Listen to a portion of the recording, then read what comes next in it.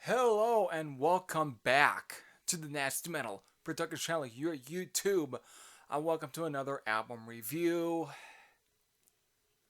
Yes, I am now getting to review this album. That's, of course, is the newest, and who knows, this could also end up being the final album for, of course, Ozzy Osbourne. That's, of course, is Ordinary Man, which of course was released all the way back in February 21st of this year through, of course, Epic Records. Now, if you're expecting me to say anything really negative, and just expect me to like spew as much venom or anything, or just to shit all over this album, which I probably would have done if this was me 2015 or 2016. However, I'm not. Instead, I'm actually going to look at this in a more different outlook. I guess I can say slightly positive outlook and everything towards it. So, without further ado, I'm going to get into the album straight away because I don't want this to be too long of a video, which in a way, for an album like this, if I did this back in 2015 and 2016, it probably would have ran to 20 minutes. But I'm going to see if I can try and get this under, let's say, at least under 15 minutes, at least. So with that, let's get into the album. And first off, I'm going to do this very differently. I am going to get at least what negative views I have towards this right out of the way. So let's get into it. The bad, for me, I am not crazy about the production, okay? And the mixing, I am not crazy about it. To me, when coming up the sort of thoughts I would have towards this little, I guess this little pet peeve of mine towards this, to me, while I was running this through my head, I feel like, to me, given as big of an artist Ozzy Osbourne is, I probably would have, prior to this, I remember when Under the Graveyard was then officially released. I didn't know what to completely expect when I heard it. The first thing that came to mind, what the hell is with that guitar tone? As big as Ozzy is, I would have at least expected a much better, more natural sounding guitar tone, but what the fuck is that sound? Oh boy. What is with that goddamn guitar sound? Most of this album, I swear, in some cases, to me sounds like, I guess you can say, the most best produced Bandcamp album, basically. And I've heard plenty of stuff that's on Bandcamp. But this, for at least somebody as big and as most well known as Ozzy Osbourne, with the guy who has about enough money to probably build a damn house, you would expect him to work with musicians who actually know how to get a really good fucking guitar tone. But what the hell is with that damn guitar tone? Now, I am not very familiar with Andrew Watt's work, which, of course, who is the guy who pretty much who handled all of the production work, the mixing, and of course the guitar work, says he is at least a guitar player.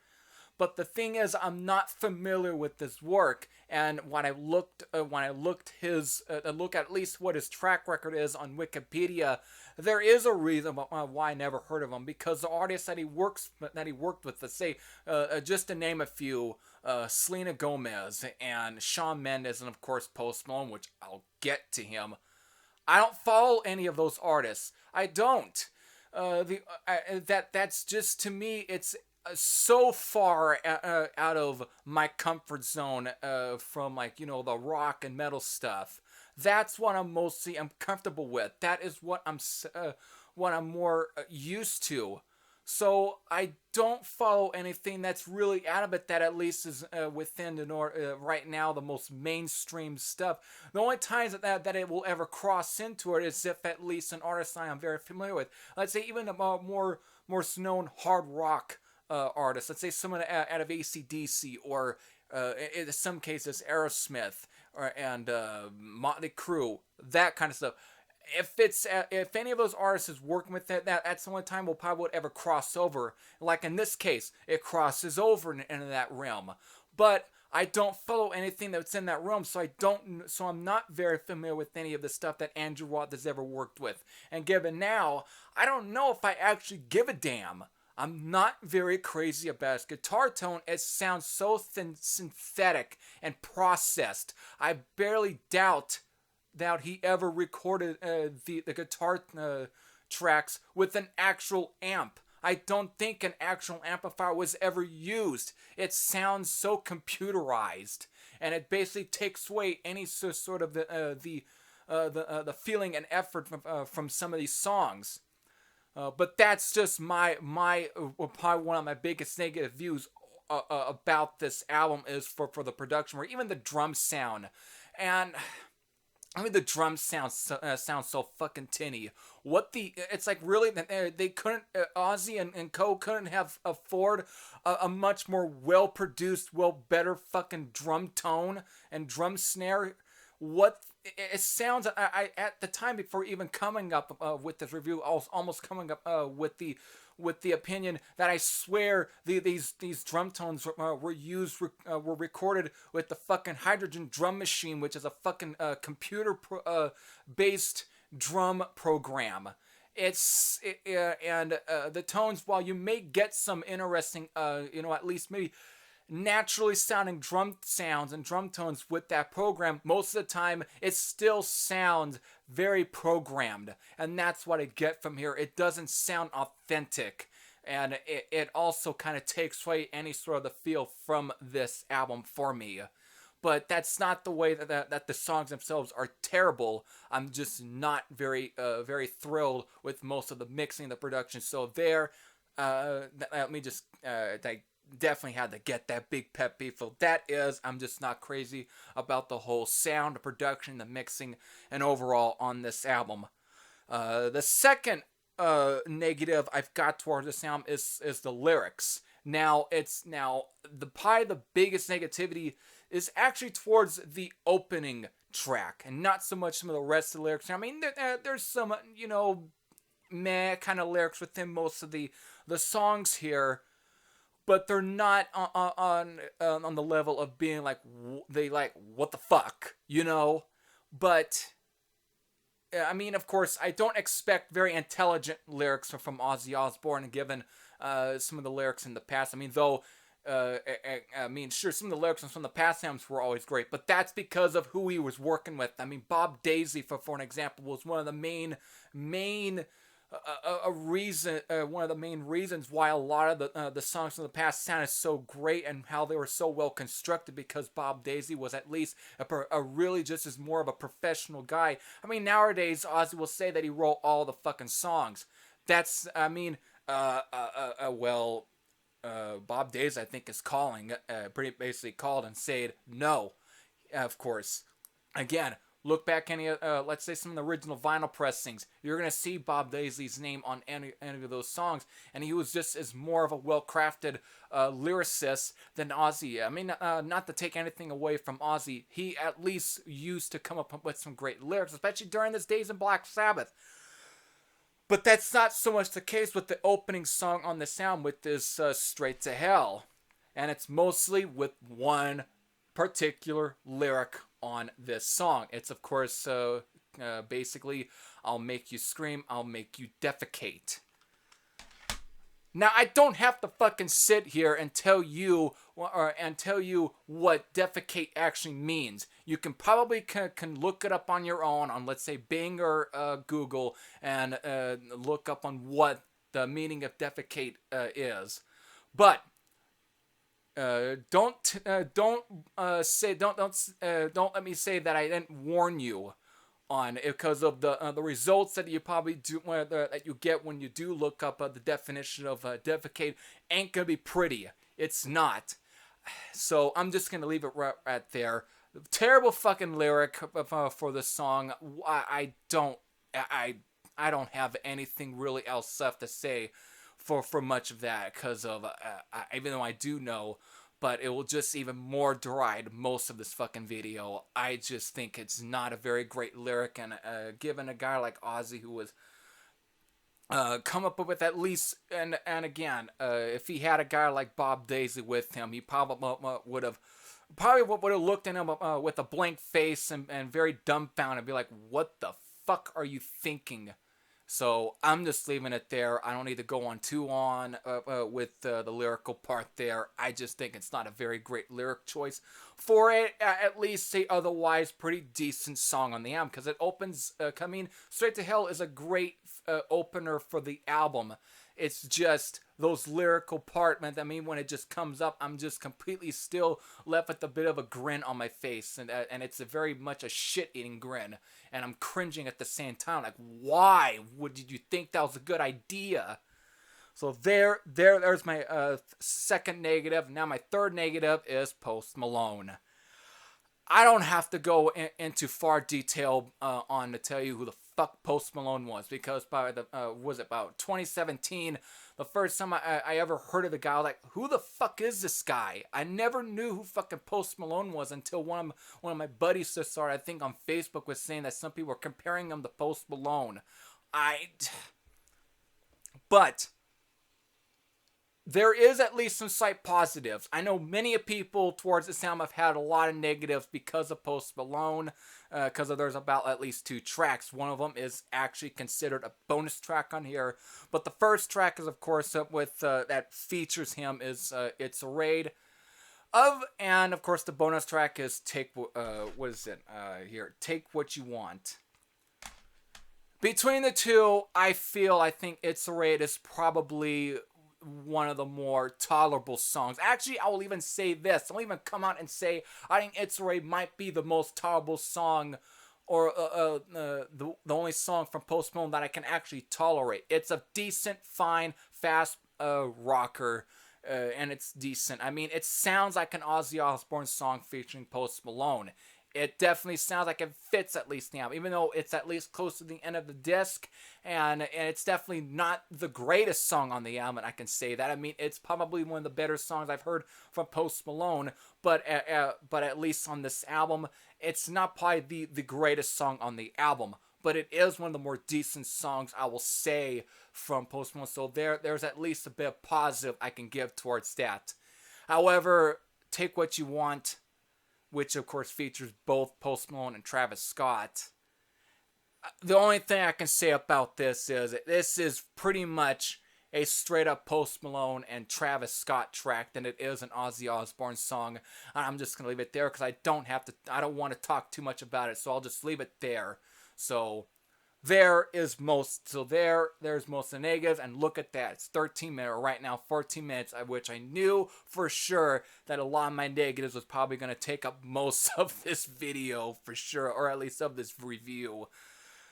But since I got a lot of the negative out of the way, and if you at least soldiered on through most of the negatives here, if you did, I'm going to give you a thumbs up here, which of course right now you probably ain't going to see because I got my the album cover showing right now, but I am giving you a bit of a thumbs up for at least soldiering on. So here we go with the good. Finally, we're on to the good. My first good thing I can say about this album is there's at least a few good select songs on here. I mean, sure, besides the production and the mixing and some of the guitar tones that I feel like kind of take away a bit of what could have made some of these songs even extra good. I think some of the good songs on here that I like is Goodbye. Even I dig the song Eat Me, Today Is the End, and Scary Little Green Man. And even I also dig the 2 ballads on the sound, being Ordinary Man, which actually features Elton John, which I guess you could say probably sounds more like an Elton John song than an Ozzy Osbourne song, but it's a fine track and it's a great sort of duet. And Ozzy, I will say, has done some pretty good duets over the years. I mean, I like the song he did with Motorhead, which was basically a song with him and Lemmy, I Ain't No Nice Guy. That's a fucking great track, and that's, of course, off of March to Die. I think that was a fine track between those two. And, of course, I also dig there's a few other ballads I know that I've dug from him, but as far as duets, I think this one is almost up there. I think it's a fine track, and of course it's the title track to the album, but it's a fine song, and it also has a very good guitar solo from Slash, who of course also has a guitar solo on the opening track, Straight to Hell, but I think Ordinary Man has a great feel. I like the, and also I will even say this is probably one of the best sounding songs on the album as far as production and mixing. It sounds fucking natural compared to most of the songs on this album. So I'll give it that big positive, even for the song Holy for Tonight. Both these two, I think, have some solid production. If most of the songs had these kind of same sort of similar production style, I think it would have elevated more of these songs more. But given what we were able to get here, it's a little bit to be desired. But these two songs, to me, Ordinary Man and Holy for Tonight, I think are probably the absolute best produced songs on the album, and that's definitely quite saying, given how much negative I've given towards the mixing and the production here. But that's one of the songs there, so I like. So there's at least a few good select songs that I dig on here. So there's my first good thing I could say about here. So now on the second good thing is, of course, some of the musicians. Again, I've already mentioned Slash. I feel he does a pretty good contribution to this album, even if he's only very limited use, which I probably would have been much more happier if he was the one handling most of the guitars here instead of Andrew Watt. But he is, but what at least he does, he at least someone elevates some of the songs at least. I don't know, be quite honest, as far as some of the other guys that do the guitar solos, it's not very easy to really pick who does what most on some of the guitar solos. It could be Andrew Watt, but there's a few other names that I kind of forgot, probably because of Wikipedia didn't state some of the guitar players who play on any of the other songs. It's just named there, and they're just there, and they're like considered additional guitar players, so that doesn't help me. So that's great. Either way, though, and of course Duff McKagan, who of course from Guns N' Roses, I think he is. I don't know if he is a part of the, if he is reunited with any of the members. I don't know, but he does at least the first 6 songs and the last 3. So basically, Straight to Hell up to Eat Me, and of course, Scary Little Green Man up to It's a Raid. And he actually adds some pretty good bass stuff, bass notes to these albums, and I actually feel it also kind of helps elevate some of these songs. I feel like if this was at least featured, all of these songs featured both fucking Duff McKagan and Slash with Ozzy, I think it probably might want a much more better sounding album than what we got, in a way. But for what we at least were given, it's not too bad, and I feel Duff McKagan at least is another sort of high point that I can give to this album. Now, the third and last good thing I can say about this album is actually Ozzy Osbourne's performance. Now, for a guy who, for over the past couple of years right now, who seems to be, every time I read a report, he's usually on his, either saying he's on his deathbed, or a guy who supposedly is in bad shape.